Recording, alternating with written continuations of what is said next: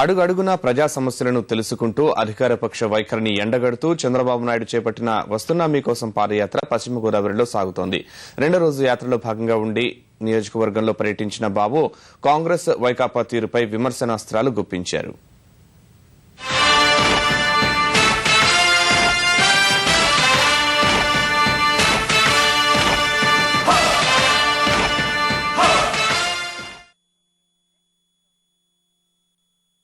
పశ్చిమ గోదావరి జిల్లాలో తెదేపా అధినేత చంద్రబాబు నాయుడు వస్తున్నా మీకోసం పాదయాత్ర విజయవంతంగా సాగుతోంది.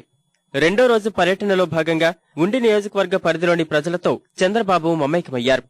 అజ్జమూరు గరువు నుంచి ప్రారంభమైన యాత్ర చెరుకువాడ, కలిసిపూడి, గోవింతతోడ, పెదపుల్లేరు మీదుగా సాగింది. మధ్య మధ్యలో ప్రజా సమస్యలను అడిగి తెలుసుకున్న బాబు సర్కారు అవలంబిస్తున్న తీరును ఎండగట్టారు.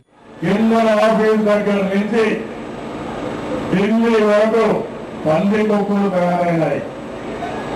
రాష్ట్రాన్ని దోపిడీ చేస్తున్నారు. దోపిడీ చేసిన తర్వాత అరవై పందుల వారిగా మారిపోయారు. వ్యవస్థలను నాశనం చేశారు. అందుకని ప్రక్షాళన అవసరం. రాష్ట్రాన్ని మళ్లీ పునర్నిర్మాణం చేసుకోవడం అవసరం.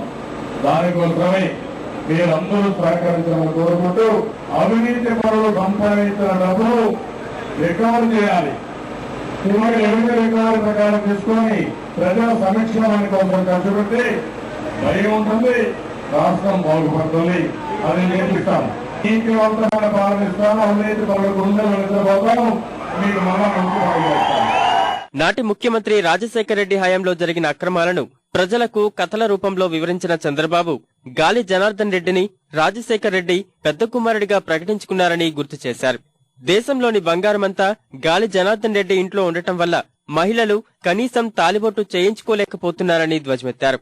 తెదేపా మళ్లీ అధికారంలోకి రాగానే రాష్ట్ర పరిస్థితులను చక్కబెడతామని హామీ ఇచ్చారు.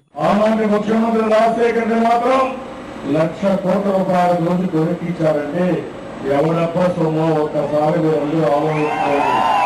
ఎవరికి దొరికింది వారు దొరుకుతున్నారు. తర్వాత పేదవారికి దిగింది మాత్రం కష్టాలు కన్నీడే మిగిలిన పరిస్థితి వచ్చింది. మొత్తం దొరికేశారు. ప్రజల ఆస్తులు దొరికారు.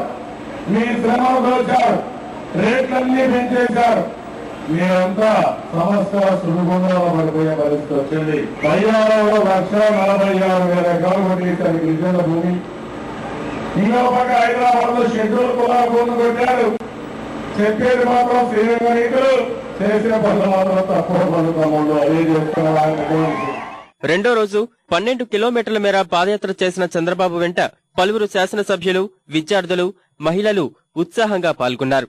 జిల్లాలో యాత్రకు విశేష స్పందన లభిస్తుండటంతో కార్యకర్తల్లో నూతన ఉత్తేజం కనిపించింది.